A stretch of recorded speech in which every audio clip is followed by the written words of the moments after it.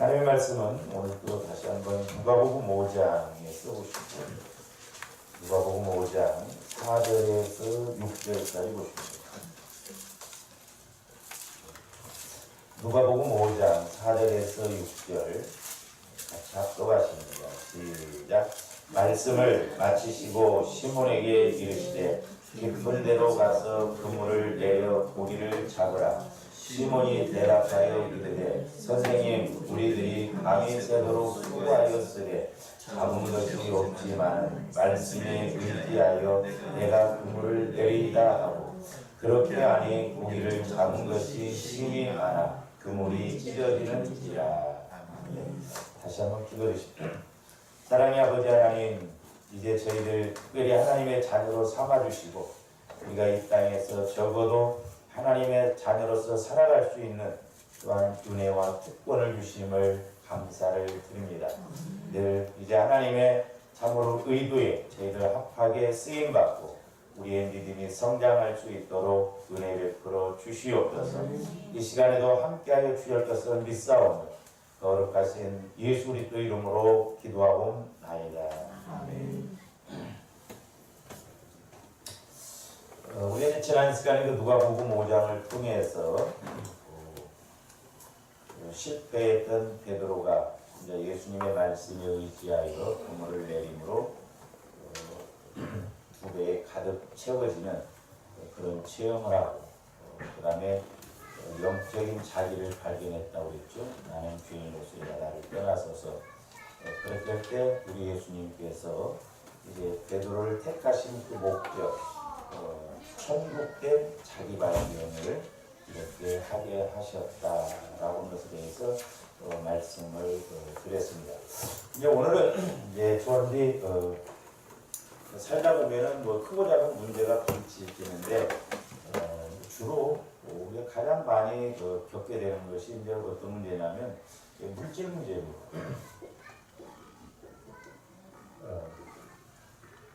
물질 문제인데 물론 이제 성경에 보면 이렇게 해결을 해나가는 다양한 방법이 있는데 그래서 이제 저는 성경을 여러 가지 측면에서 이렇게 우리가 종합을 해서 알아야 될 줄로 믿습니다.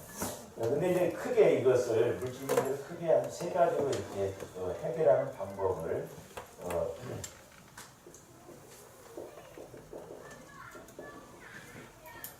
해결 방법을 본다고 한다면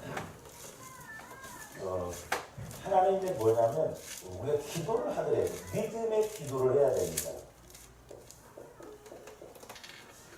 기도도 그냥 물질 문제나 또 다른 문제가 왔을 때 그냥 우리는 그냥 간구 기도만 해버리는데 이제 저도 이렇게 기도를 하면서 성령의 인도를 받아보면 받아볼수록 하나님은 너무나도 사실적이시다. 근데 우리는 그런 사실을 무시하고 전지전능한 하나님, 그러니까 막연하게 그냥 어린아이처럼 그렇게 하는데 그게 아니죠. 그건 종교 생활이 되고 싶다. 그래서 이제 좋아하는데 기도를 하더라도 자꾸 믿음 있는 기도를 해야 될 줄은 믿습니다. 아멘. 또 문제가 있는데 기도를 하더라도 그냥 간구만 하다 보면 응답을 못 받거든요. 그래서 우리의 기도에 대해서 정확하게 알지 못하면 사람들이 간구 기도만 하다 보면 나중에 기도 생활 안 합니다. 왜? 문제가 와도 문제를 해결받지 못하고 그러니까 아예 기도마다 안 해버려요. 그래서 우리가 기도에 대해서 잘 알고 기도에 대해서 우리가 제대로 배우고 가야 돼요. 그 기도의 목적은 내가 하나님과 교제하는 것이 목적이다. 그래서 그게 이루어져야 믿음을 갖고 이제 기도하게 되는 거예요. 또 하나는 뭐냐면 이제 우리가 말씀에 순종을 해야 돼요. 말씀에. 근데 사실 보면 말씀에 순종한다고 하는 것도 우리가 평상시에 믿음을 키워놓지 아니하면 우리가 말씀에 와도 순종이 안 돼요. 순종한 힘이 안 생겨요. 어린아이들한테 뭘 말하면은 그냥 듣고 끝나버리죠. 그러니까 평상시에 저한테 자꾸 말씀을, 기도의 목적, 하나님과 교제가 이루어져서 자꾸 말씀을 내가 깨닫고 말씀을 믿어서 또 다른 말씀이 주어져도 그걸 믿고 나가야 됩니다. 이게 너무 중요하고.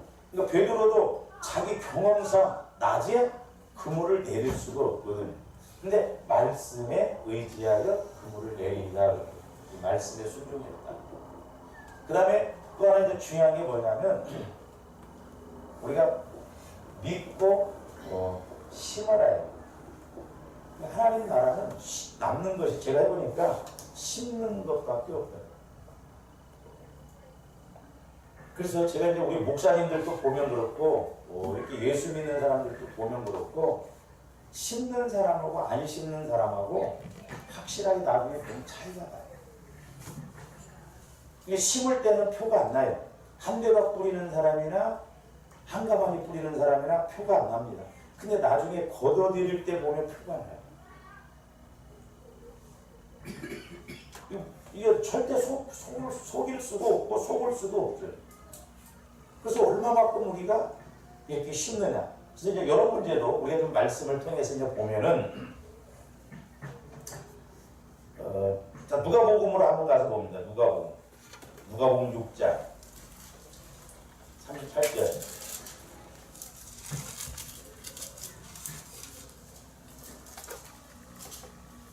주라 그리하면 너희에게 줄 것이니 곧 후이되어 누르고 흔들어 넘치도록 하여 너희에게 안겨주리라. 너희가 헤아리는 그 헤아림으로 너희도 헤아림을 도로받을 것입니다. 여기서 주라 그랬더니 주라. 이게 쉽지 않아요. 우리가 준다는 것이. 심는다는 것이 주는 것이거든요.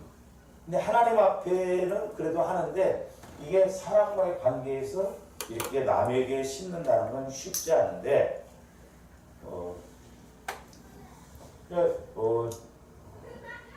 어떻게 보면 요 속에 비밀이 있는데 이게 바로 이제 하늘 창고에 우리가 가거든요. 우리 하늘 창고에. 그래서 이제 누가복음 12장 21절 한번 보세요.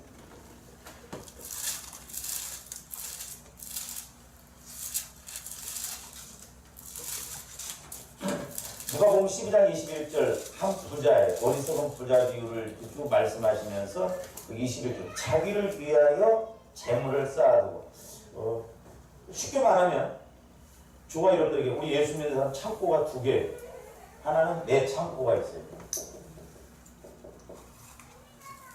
내 창고는 이제 소위 말해서 우리가 통장에다가 자꾸 돈을 많이 모아둔 걸 말합니다. 제가 보니까 우리 목사님들도 어려울수록 안 심을수록 자꾸 내 통장에다 돈을 많이 모아려고 합니다. 왜? 없으니까. 근데 하나님의 법칙은 이게 아니에요. 물론 그렇다고 통장에 전혀 돈을 두지 말라는 저축도 우리가 해야 돼요. 하나는 뭐냐면 하늘 창고가 있어요. 하늘 창고. 그래서 하나님께 말씀에 의지해서 자꾸 순종하고 심는 거예요. 제가 기도를 해보면 해볼수록 많은 사람들을 접해보면 접해볼수록 목회자가 됐더니 외회가 없어요. 목회자라도 안 심으면 하나님은 안 주십니다. 근데 우리 목사님들도 잘 심는 사람들은 보면 풍성해요. 어쨌든 그 자기 삶을 꾸려갈 수 있는 그런 힘이 와시더라고요.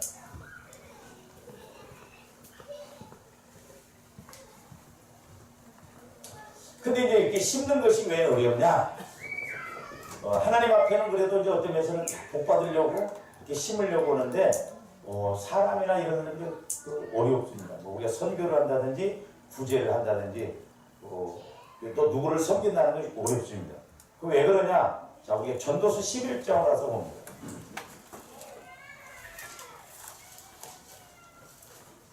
그러니까 이제 밖에 이제 해외 선교를 이렇게 나가보면서 부딪히는 말씀이 요 말씀인데 전도서 11장 958면 1절 2절 보세요. 너는 내 떡을 물 위에 던져라. 그러니까 보세요. 그럼 10제죠. 이 주라 이렇게 해서 사람에게 우리가 이렇게 한다든지 하나님 앞에 우리가 심고 오르면 물 위에 떡을 던지는 것 같아요. 물 위에다 떡을 던지면 어떻게 해요? 흘러갈 거예요. 안 돌아올 것 같아요. 못하는 거야. 나한테 안 올 것 같아. 그러니까 믿음이 없으면 이거 100% 어렵거든. 그렇잖아요. 남을 주면 손해인 거다. 근데 우리 예수님은 역설적으로 말씀 주라는 거예요. 그러니까 너는 내 떡을 물 위에 던져라. 여러 날 후에 도로 찾느냐. 이게 하나님의 법칙입니다. 절대 손해 안. 심는 것밖에. 그러니까 지금 공부를 이렇게 할 때도 보니까 남는 건 책밖에 없고 남는 거. 근데 목회도 마찬가지고 우리 신앙생활도 심는 것밖에 남는 것이 없어요. 가지고 갈 것은 심는 거예요. 심는 거, 믿음으로 심는 거예요. 믿고 심는 거. 그건 내게 상급으로 이 땅에서 축복. 근데 오늘날 많은 그리스도인들이 하나님을 오해를 해요. 그냥 무대표 믿음도 없이 자기 마음대로 하다가 뭐 문제 있으면 하나님 해결해 주세요. 축복해 주세요. 안 하면 또 안 주면 시험 들고. 그게 아니에요. 너무 안타까워. 그래서 제가 아까 말씀드렸듯이 하나님과의 관계는 너무 사실적인 관계예요. 안 심으면 안 된다. 그게 욕심 부리면 안 돼요. 그래서 믿음에 따라서 구하라고 했잖아요.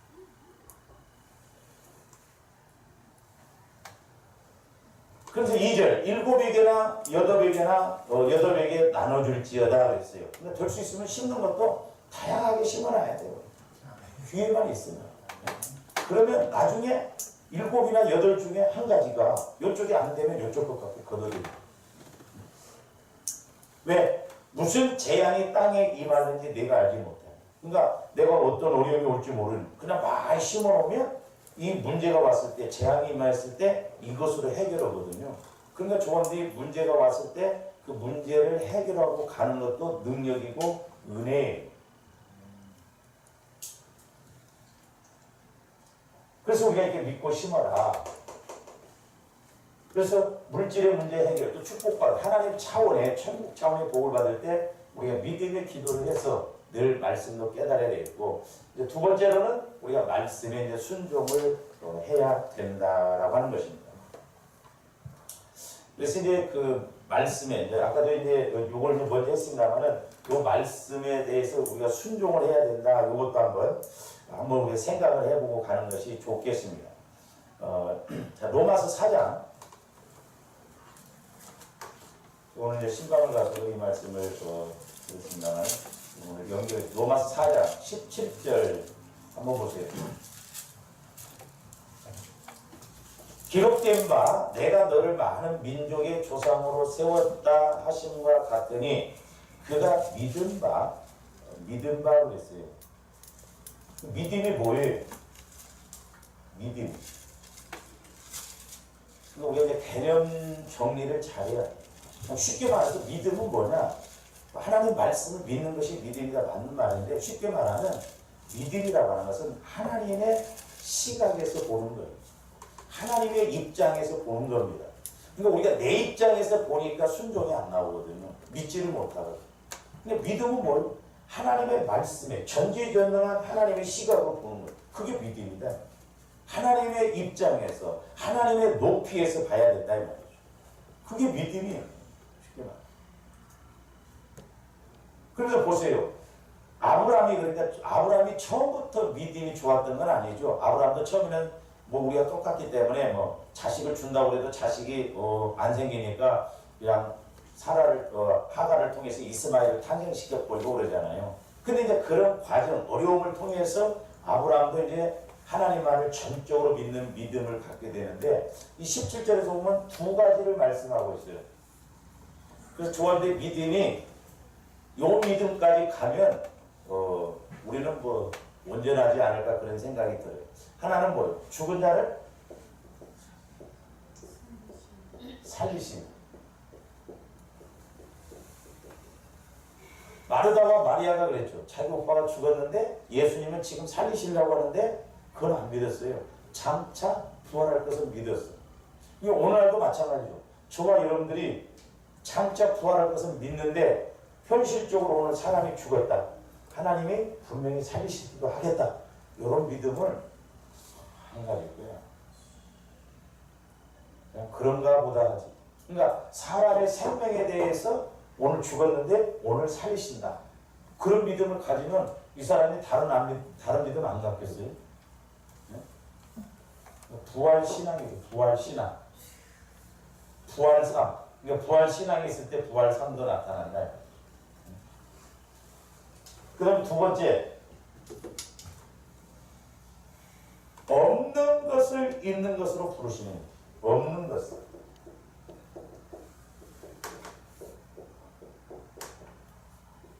없는 것을 있는 것으로 부르시는 하나님. 그러니까 이 말은 뭐예요? 환경적으로 물질적으로 무에서 유를 창조하신 거죠. 그러니까 이것도 한 부분인데 없는 것을 내가 물질적으로 약해도 없어도 하나님이 함께 하시면 얼마든지 나를 통해서 일하신다라고 하는 그런 믿음을 갖는 거예요. 그러니까 물질적인 측면, 생명적인 측면에서 이런 믿음을 갖는다고 한다면 다른 걸 뭘 못 믿겠냐. 그래서 이제 아브라함이 이걸 믿었기 때문에 믿음이 약해지지 않고 의심하지 않고 약속을 의심하지 않고 오히려 믿음이 견고해지면서 쭉 설명하잖아요. 그러면서 22절에 가서 보면 그러므로 그것이 그에게 의로 여겨졌느니라 그랬어요. 그러니까 아브라함이 이 두 가지에 대해서 확실하게 믿으니까 하나님이 의로 여기셨다. 그 말은 뭐예요? 하나님의 말씀에 그대로 꼿꼿이 서 있고 하나님도 응답하실 수밖에 없는 그런 은혜를 주셨다라고 하는 것이죠. 그러니까 우리가 말씀을 받고도 흔들릴 때가 얼마나 많아요. 근데 아브라함은 약속을 의심하지 않아요. 더 견고해지고 영광을 돌렸다.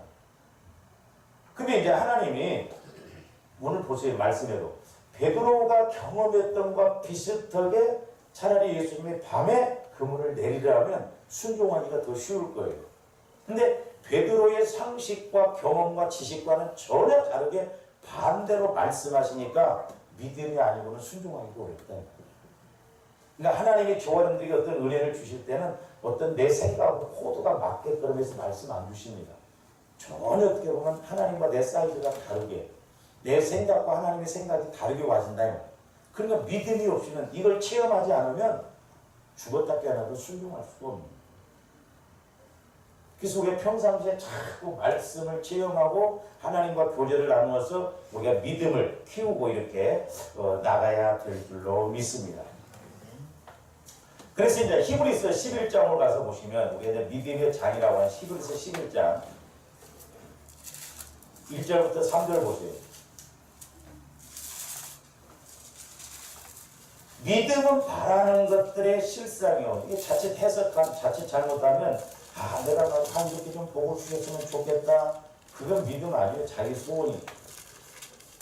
믿음이라는 것은 분명히 말씀을 통해서 와지는 것이 그 믿음이고 실상이거든요.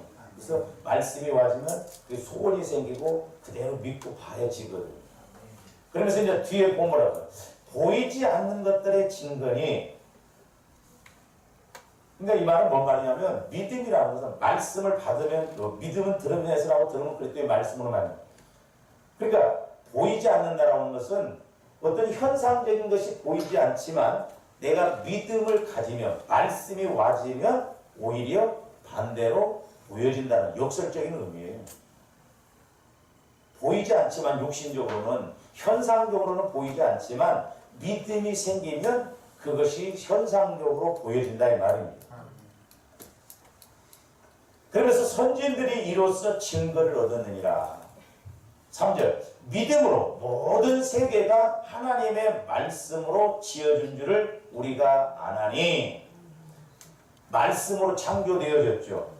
근데 보이는 것은 나타난 것으로 말미암아 된 것이 아니라 이게 진화론자들이 뭐예요? 사람은 원숭이가 진화해서 됐다. 그게 말도 안 되죠. 그러니까 하나님이 어떤 창조를 하실 때 뭔가 현상 나타난 걸 가지고 그렇게 하신 것이 아니라 말씀으로 창조하셨다 이 말입니다. 무에서 유를 창조하셨다 이 말이죠. 그걸 믿는 것이 믿음이에요.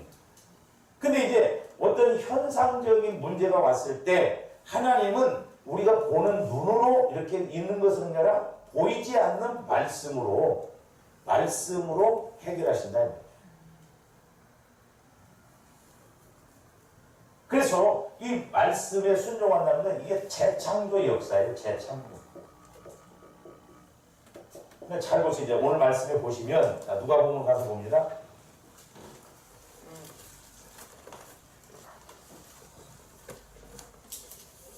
5절 말씀에 보시면 시몬이 대답하기를 선생님 우리들이 밤이 새도록 수고하였으되 잡은 것이 없지만은 그랬어요.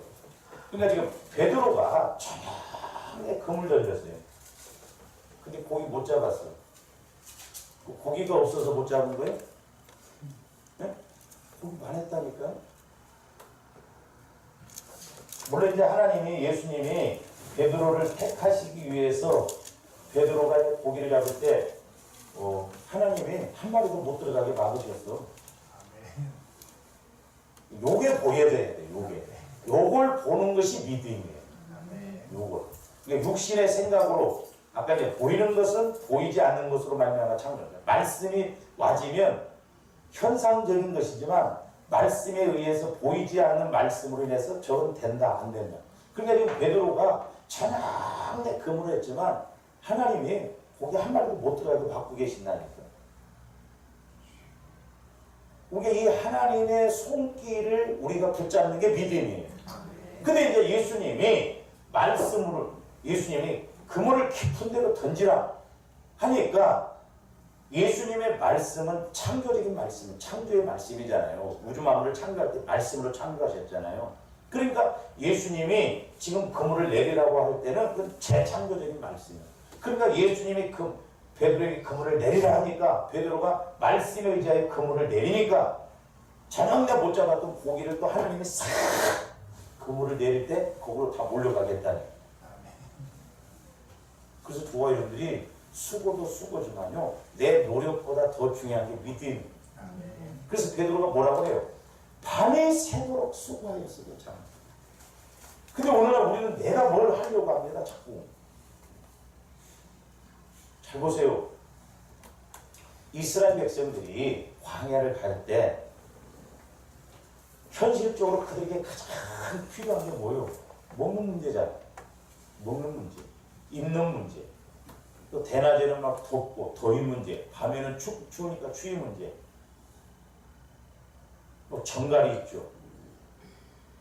근데 우리 하나님은 그들에게 먼저 그런 것을 먼저 챙기라고 말씀하시지 않았어요. 오히려 그들 상황이 지금 강하고 어려운데 성막지라는 거예요. 성막.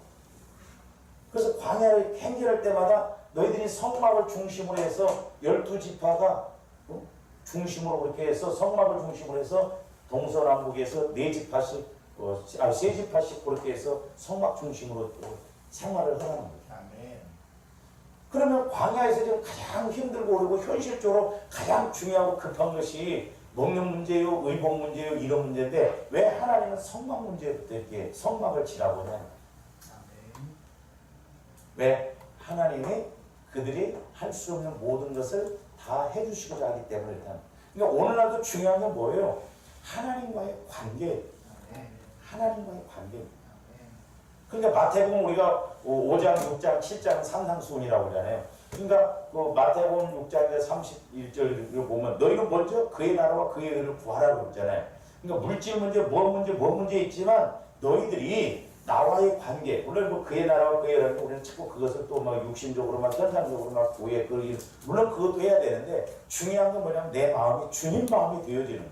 주님과의 관계가 되어지면 모든 것을 더하신다는 거예요. 그러니까 성막을 쳐놓고 광야에서 하나님과의 관계가 이루어지면 나머지 의복 문제. 그래서 하나님이 너희들이 40년 동안 옷이 헤어졌냐. 하나님이 해주시면 완벽하다 이 말입니다. 이거 오늘날도 마찬가지예요. 고기가 없는 게 아니에요. 고기 있어요. 근데 하나님이 주실 수가 없어요. 또 특별히 택하시려는 게 막으니까 하루에 저녁에 수고해도 못 잡았는데 그냥 말씀에 의지해서 아침에 한번 그물 내리니까 자기가 잡아봤던 지금까지 고기를 평생 못 잡았던 그 고기를 이렇게 잡게 된다는 거예요. 그러니까 믿음이라는 것은 바라는 것들이 실상이다. 보이지 않는 것의 증거다. 라고 하는 것은 뭐예요? 말씀을 받고 보면 현상적으로는 내 경험, 내 지식으로는 보이지 않지만 영적인 측면에서는 하나님이 그렇게 몰아다 주시면 간단하게 이루어진다. 보이지 않는 바닷속을 볼 수 없는 그 부분까지도 하나님이 책임지신다. 근데 우리 그런 믿음을 갖고 가야 된다. 근데 말씀을 받더라도 말씀과 내 삶의 현상이 괴리감이 생기니까 이게 간격이 너무 차이가 나니까 순종을 안 해요. 만약에 조가림도 식대로 하나님이 뭐 하시려고 일 못하시 하나님도 그렇잖아요. 그래서 우리가 믿음을 키우고 나가는 것이 얼마나 중요해요. 제가 이제 며칠 전에 이렇게 기도하면서 이제 작곡방 이야기를 했잖아요. 그러면서 이제 뭘 하나 또 이렇게 비유적으로 보여주시냐면 열매가 두 종류예요. 그렇죠? 하나는 나무에서 맺는 열매가 있고 또 하나는 어디에서 맺힌 열매가 있어요? 뿌리에서 맺힌 열매가 있어요. 근데 성령께서는 저한테 이걸 먼저 보여주시더라고요. 근데 해석이 내가 잘 안 됐어. 근데 이제 오늘 아침에 이렇게 기도하면서 그게 뭐냐면 믿음이라고 하는 것은 여기 열매 현상 이것도 중요하지만 첫째는 주와 연계 보이지 않는 마음에서 믿음의 열매가 많이 나타나는 것이 그게 중요하구나. 그런 믿음을 가져야 내 안에서 이런 힘을 가져야 예를 들어서 성도가 적더라도 힘있게 움직여 줄 수 있다. 내 마음의 열매가 보이지 않는 뿌리에서 열매 맺히는 그와 같은 열매가 맺혀야 된다.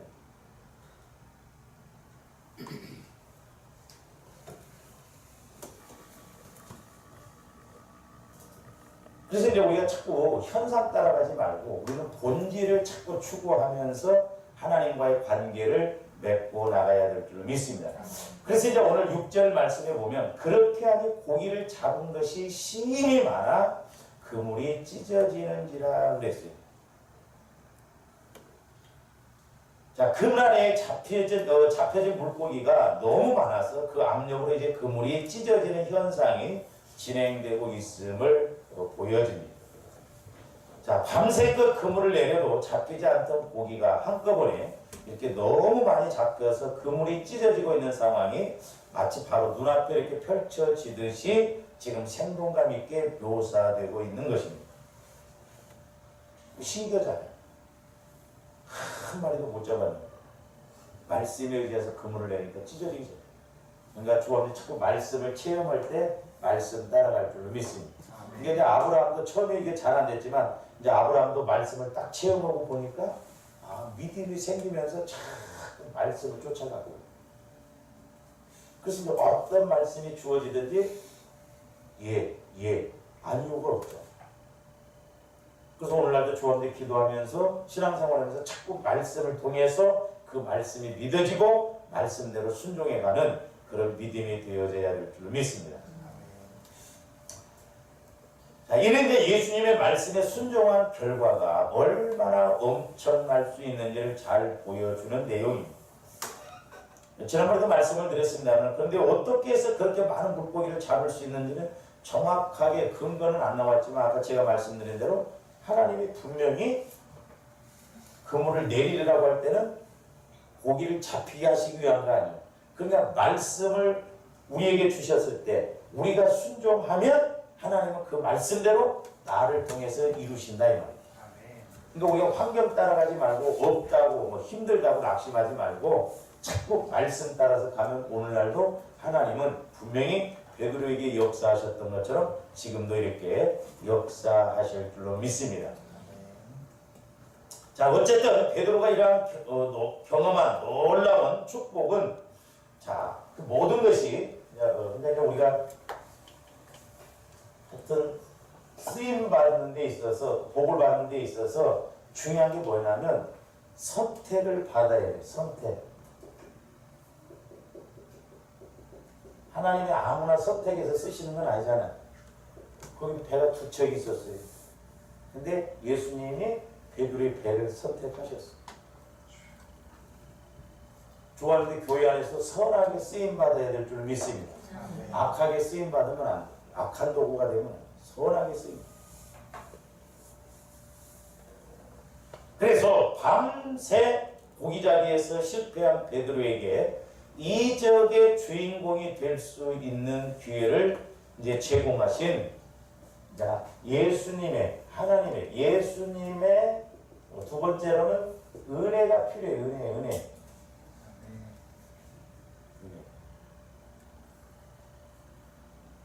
은혜가 없으면 우리가 복을 받을 수가 없고 문제 해결.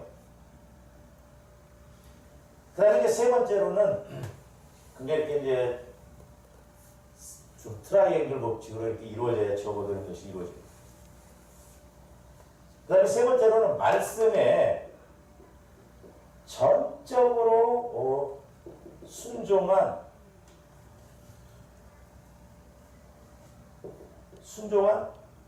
베드로의 믿음이 있었기 때문에 믿음. 그러니까 믿음과 순종은 같이 간다고 해요. 그러니까 믿음이 없으면 순종이 안 돼요. 그러니까 고기도 먹어본 사람이 고기를 먹는다고 저와 이런데 자꾸 말씀을 체험해보고 성령을 통해서 말씀을 받으면 사람을 통해서 주어지는 말씀도 그 사람을 통해서 성령께서 주시는 말씀이라면 그대로 믿어지거든요. 그대로 체험돼요. 내 말씀이 되어져요. 왜? 내가 체험을 해봤기 때문에. 우리 귀로만 들어서는 안 돼요. 그러니까 이렇게 이적의 주인공이 될 수 있었던 것은, 베드로가 이 엄청난 걸 체험할 수 있었던 것은 이런 그래도 세 과정이 베드로가 그렇게 했었기 때문에 이런 은혜가 있는 거예요. 하나님은 오늘날도 조바님들 통해서도 일하시고자 원하십니다. 오늘날도 마리아와 같은 사람을 찾는다 말이에요. 베드로와 같은 사람을 찾는다. 조바님들이 그렇게 쓰임받고 복을 받는 주인공이 되어야 될 줄로 믿습니다. 자, 이런 이적을 체험하게 하시면서 주님께서 이제 주신, 베드로에게 주신 말씀이 뭐예요? 베드로에게 주신 말씀. 고기만 잡는 것으로 끝나는 게 아니라 말씀을 주셨는데 베드로에게 이 사명을 주셔요. 사명. 사실 조원들이 요걸 따라서 쓰임받고 우리가 신앙생활을 해야 될 줄로 믿습니다. 그래서 이제 10절 말씀, 무서워하지 말라. 이제 후로는 네가 사람을 취하리라. 고기 잡는 어부에서 사람 낚는 어부로 차원이 달라집니다. 그래서 지난번에도 말씀을 드렸습니다만 이것은 창조적인 나 발견이다. 영적인 나를 발견한 것입니다. 천국된 나를 발견한 것입니다. 그래서 이제 조원들이 천국된 나, 창조적인 나를 발견하려고 한다면 영혼을 통해서 우리가 가면 돼요. 영혼.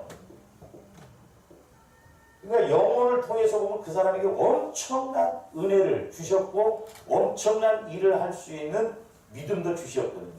근데 우리가 영혼 따라 우리가 가지 않고 육신 따라 가려고 하니까 나는 돈도 없는데, 나는 지식도 없는데, 나는 뭐 가진 것이 없는데, 나는 환경이 이런데 자꾸 껍데기 것 같고 그렇게 하려고 한다. 아니에요. 차원이 다르다고 했잖아요. 지난번에. 수준이 다른 것이 아니라 하나님께서 조언을 통해서 일하시는 것은 차원이 다른 그런 은혜다라고 하는 것입니다. 그래서 무서워하지 말라. 이제부로는 내가 사람을 취하리라. 그래서 이 말씀을 통해서 사명을 알게 하신, 그것을 더 체험하게 하신 말씀이 이제 요한복음 21장 11절이에요.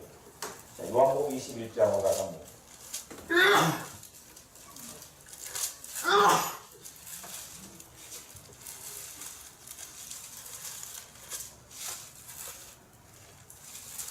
요한복음 21장 11절. 자, 누가복음 5장에서는 배가 찢어지는 현상이 이렇게 찢어지지는 않았는데 찢어지는 현상이 11절입니다. 시몬 베드로가 올라가서 이제 예수님이 죽으시고 난 다음에 부활하시고 제자들에게 이제 찾아오셨죠. 시몬 베드로가 올라가서 그물을 육지에 대어 올리니 가득히 찬 큰 물고기가 153마리라 이같이 많으나 그물이 찢어지지 아니하였더라 그랬어요. 요게 베드로의 사도행전에 가서 보면 베드로의 사명을 지금 이렇게 현상적으로 보여주시고 체험하게 하시는. 자, 요 11절 말씀에 보시면, 자, 요한복음은 사도 요한이 기록했죠. 그 자리에 분명히 다른 제자들도 있었고, 여기 보면 베드로가 올라가서 그물을 육지에 끌어올리니, 그러면 베드로 혼자 그물을 끌어올렸느냐? 그건 아니에요. 거기 다른 제자들도 있었다니. 그리고 베드로 혼자는 그 끌어올릴 수가 없었어요. 자, 그들 역시 그물을 끌어올리는데 힘을 합했을 것임에도 불구하고 이 사도 요한은 마치 시몬 베드로가 혼자서 153마리나 되는 물고기가 잡힌 그물을 끌어올리는 것처럼 그렇게 기록하고 있다니.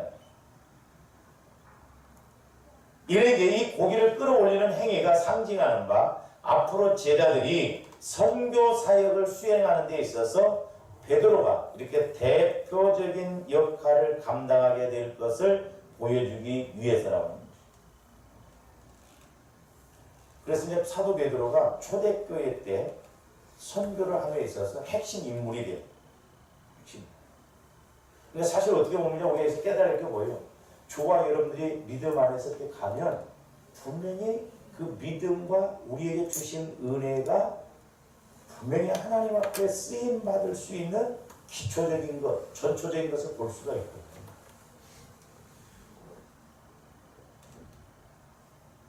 그게 이제 제가 보면 그렇더라고요. 개인적으로 제가 보면 예를 들어서 저는 물질적으로 내가 쓰임을 받는다 하면 그 사람은 기도 생활을 안고 그러더라도요 물질적으로 이렇게 잘 돌아가게 만들어요. 그러면서 이제 빨리 깨달아요. 아, 하나님이 내게 이런 은혜를 주셔서 이렇게 쓰시려고 합니다. 근데 그게 안 되면 나중에 언젠가는 걷어가시기도 하고 내 것이 안 될 수도 있고. 또 어떤 사람은 기도하면 응답을 잘 받아. 그 사람은 내가 교회를 위해서 하나님 나라를 위해서 기도를 해야 하는 사명. 그래서 기도하면 내 문제뿐만 아니라 이제 또 기도하다 보면 성령께서 자꾸 기도를 넓히게 하고 교회를 위해서 다른 사람을 위해서 자꾸 이렇게 기도도 더 하게 되고 그렇다. 물론 이제 좋아하는 게 교회 와서 이렇게 수고하고 이런 것도 사명인데 사실 그게 전적인 사명은 아니에요. 확실히 말씀을 통해서 내게 주신 사명을 따라 끝까지 가야 될 줄로 믿습니다. 그래서 이제 우리가 사도행전에 보면은 자 사도행전 9장으로 가서 봅니다.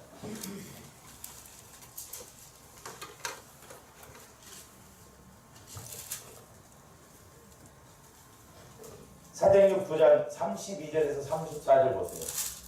그때 베드로가 사방으로 두루 다니다가 룻다에 사는 성도들에게도 내려갔더니 거기서 에네아라 하는 사람을 만나매 그는 중풍병으로 침상 위에 누운 지 8배라. 베드로가 이르되 에네아야 예수 그리스도께서 너를 낫게 하시니 일어나 내 자리를 정돈하라는데 곧 일어나니 룻다와 사론에 사는 사람들이 다 그를 보고 주께로 돌아보니라. 근데 이제 우리 사도행전에서 보면은 사도행전 2장 5순절 그때부터 베드로가 중심 역할을 합니다. 그래서 사도행전 12장까지 보면 베드로가 주축이 되어서 선교를 쭉 하는 것을 볼 수가 있거든요. 그 다음에 이제 사도행전 13장부터는 이게 바울로 넘어갑니다. 어쨌든 초대교회 때 베드로가 어부였을 때 예수님을 통해서 체험하게 하신 그대로 초대교회 때 중심 인물이 되었어요. 12장까지 보면 베드로. 이왕이면 주어진 신앙생활할 때 기둥과 같이 쓰임받아야 될 줄 믿습니다. 기둥과 같이. 썩하리 역할 하지 말고 하나님 나라를 함에 있어서 내가 기둥과 같이 쓰임받을 때 하나님도 분명히 우리에게 그만한 은혜와 그 일을 감당할 수 있는 축복을 주실 줄로 믿습니다. 그러면서 이제 다시 이제 요한복음 21장 11절로 가서 봅니다.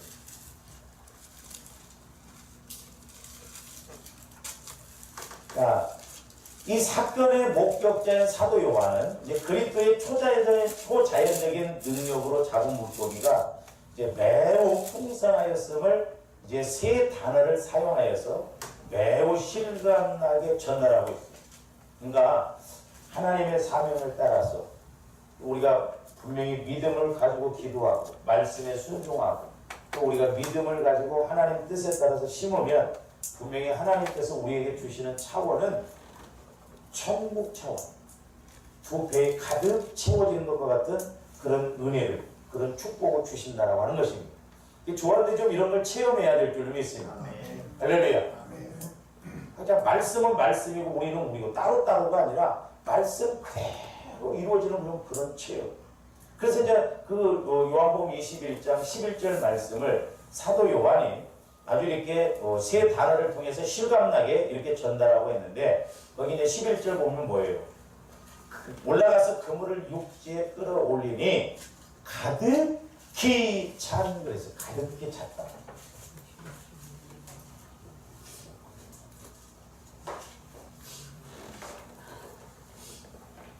첫째는 이제 가득히 찼다는 거예요. 가득히. 이 영어로는 풀을 그러죠. 풀. 가득 채워졌다. 근데 이것은 이제 뭘 말하냐면 가득히 찼다는 밀도의 정도를 말합니다. 밀도의 정도. 가득히 찼다. 풀로 가득 채웠어. 근데 아까 누가복음 6장 38절에 보면 뭐라고 했어요? 저는 요 말씀을 이제 이렇게 보면서 누가복음 6장 38절 다시 한번 봅니다.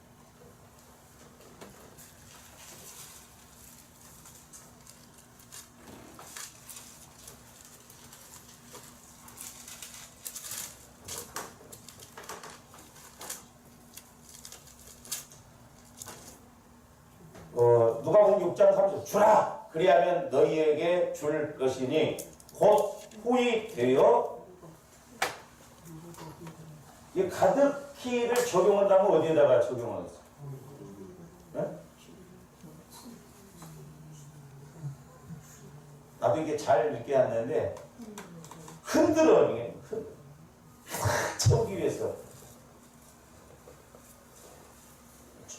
제가 이 말씀을 성령께서 조명해 주시는데 깨닫게 해주면서 비유적으로 옛날에 우리 어렸을 때는 쌀 장사들이 우리 동네에 와서 쌀을 사갔습니다.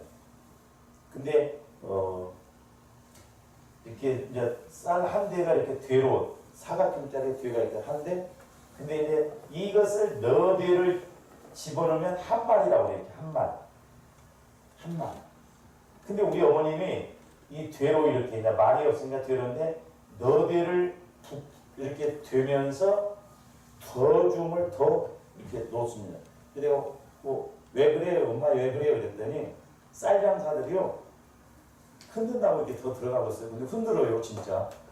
이 말을 갖고 와서 쌀을 이렇게 넣고 흔듭니다. 그리고 여기 말을 양쪽에 이렇게 딱 쥐면서 손 옆에다가요 쌀을 더 집어넣고. 그러니까 너디만 하면 나중에 부족해버려 이게. 그러니까 우리 어머니가 언제나 요걸 보여주시더라고요. 아니 세상에 쌀을 흔든다고 얼마나 들어요. 근데 하나님도 흔들어서 주시고자 할 때 이렇게 흔들어서 주시고 밀도의 정도를 그렇게 찾다는 거예요. 그 다음에 두 번째로는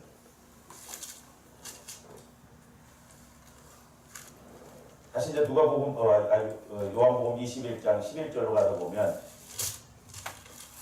큰 물고기 그래요. 두 번째로는 물고기가 아주 큰.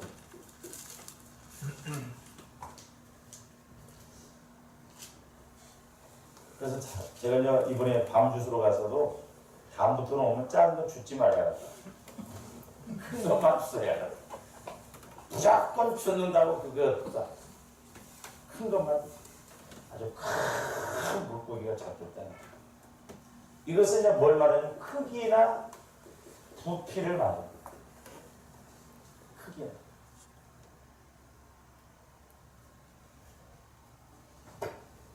아까 이제 여기서 아까 흔들어가 아니라 누르고요. 누르고요.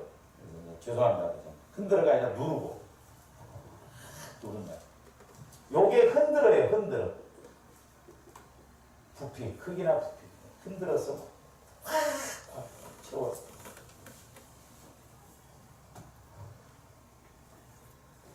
그 다음에 세 번째로는 물고기가 153마리라 이같이 많으나 그랬어요. 많으나. 세 번째로는 이같이 많다, 많으나 그랬어요.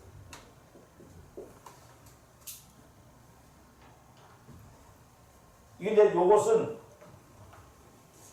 뭘 말하냐면 분량이나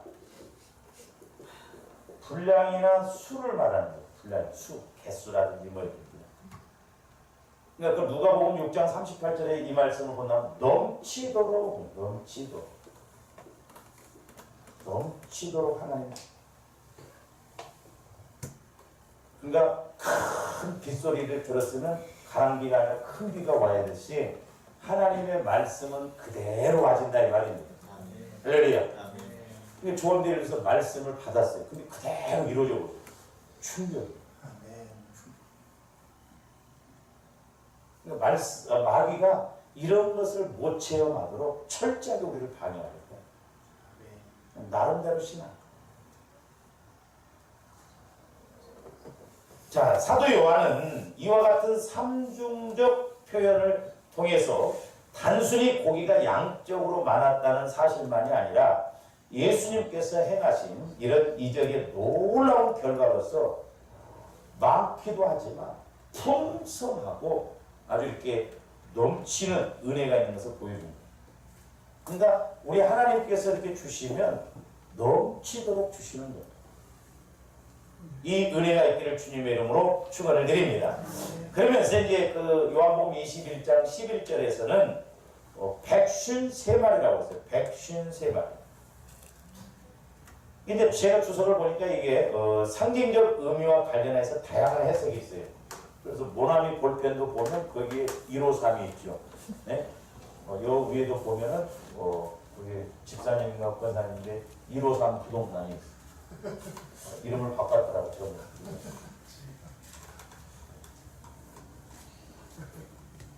이렇게 안 하면서 복음 그렇게 갖고 싶고.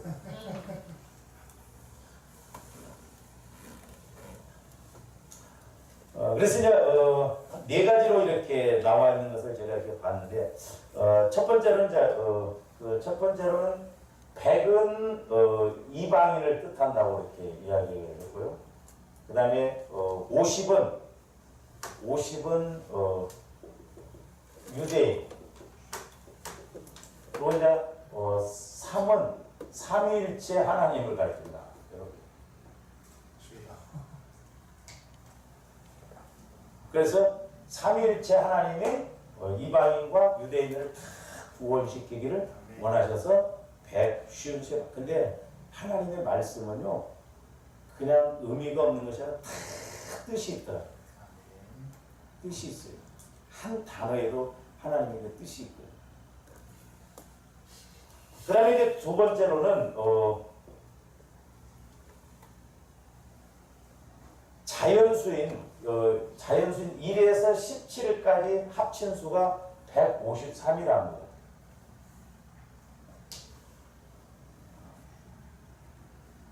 그래서 이제 17에서 10은 율법의 수고, 이제 7은 은혜의 수다. 그래서 10은 율법의 수고, 7은 은혜의 수다. 그렇기 때문에 1에서 17까지 이렇게 율법과 은혜가 임하면 바로 153이 된다라는 그런. 그래서 모든 믿는 자에게 구원이 이루어진다라고 하는. 또 이런 것만 기가 막히게 만든 사람들이 있어요. 보면 어쩌면 그렇게 정확해. 그 다음에 세 번째로는 이제 초대교회의 중심 인물이었던 베드로를 가리키는 고유 명사인 시몬, 바요나, 게바 이런 이름의 알파벳에 나타나는 수가 가리키는 합이 153이라는 거예요. 시몬, 게바 이런 것이 헬라로 보면 이제 숫자 의미가 있거든요. 그래서 시몬 베드로를 중심으로 복음 전파가 이루어진다. 그런 의미가 있고요. 그 다음에 네 번째로는 모르겠어요. 저 자는데 자연계 물고기 자연계의 물고기 숫자가 153가지랍니다. 그래서 세상 모든 사람들이 다 구원받기를 원하시는 하나님의 뜻이다. 이렇게도 또 해석을 해놓은 내용도 있다. 이러한 상징적이고 우회적인 해석들을 액면 그대로 신뢰할 수는 없지만 결국 예수님께서 고기를 잡게 하신 이 행위는 앞으로 제자들이 감당해야 할 세계 선교의 결과가 매우 풍요로울 것이라는 그런 사실과 관련이 있음이 분명하다. 그러니까 하나님이 좋아하는 게 분명히 어떤 은혜를 주시잖아요. 그러니까 하나님의 시각으로 보면 또 될라면 어떤 것도 보면 안 나오잖아요. 그러니까 하나님께서 분명히 좋아하는 게 어떤 은혜를 주시고 말씀을 주시고 복을 주실 때는 분명히 앞으로 내가 그걸 통해서 이루어야 할 사명이 있어요. 그 사명을 알고 갈 때 하나님이 우리에게 은사도 능력도 물질도 주실 줄을 믿습니다. 아멘. 할렐루야. 아멘. 그걸 잘 붙잡아야 돼요. 제가 말씀드렸잖아요. 저하고 옛날에 그 신앙생활 할 때 그 젊은 집사님 한 분이 샤쉬를 했어요. 샤쉬. 가지고 그분이 그 집사님이 교회에 어떤 일이 있으면 와서 교회 일을 많이 이렇게 막 하고 그랬거든요. 근데 난 몰랐어요. 그거 계속 현질하죠. 근데 내가 이제 뭐 공부하고 한 번도 못 만나고 서울에 와서 이제 목회하면서 어느 날 전주를 내려갔더니 우리 형님 집에 그 집사님이 이렇게 오셨더라고요. 그래서 내가 그 집사님 지금도 그 샤쉬 그거 계속 하셨더니 아닌데 그 무엇이요? 했더니 자기가 성경 건축하고 다니고 깜짝 놀랐어요. 이거 그렇게 복을 받으셨어요? 그러면 지금 뭐 상당히 그냥 많거든요. 했더니 목사님 아니에요. 근데 너무 어려워. 그래서 내가 목사님한테 기도 좀 받아봐요. 근데 깜짝 놀랐어요. 기도를 해주면서 성령께서 뭐라고 깨닫게 주시냐면 네가 과거에 교회 일을 그렇게 하기 때문에 내가 기뻐서 너를 내 성전을 짓고 다니면서 돈 벌게끔 그렇게 해주셨다는 거야. 그러면 네가 하나님의 집을 져가면서 돈을 벌으면 11조를 잘해야 되는데 왜 11조를 떼었냐. 나중에 물으니까 아니 세상에 성전 건축하면서 그렇게 하면서 번 돈에 11조를 안 해. 그 도둑놈도 상도둑놈이지. 그렇잖아요. 그러니까 하나님이 그래서 문제가 생기는 거예요. 그렇구나. 그러니까 조화들이 주의 예수님을 믿으면서 내게 달란트가 있잖아요. 그래서 이제 제가 예를 들어 피아노 학원을 하는 사람은 교회 와서 피아노 반주를 하라는 말이에요. 그렇잖아요. 왜? 하나님이 그런 달란트 은혜를 주셨으니까 그걸 통해서 내가 하나님 나라를 봉사할 때 멋지게 해요.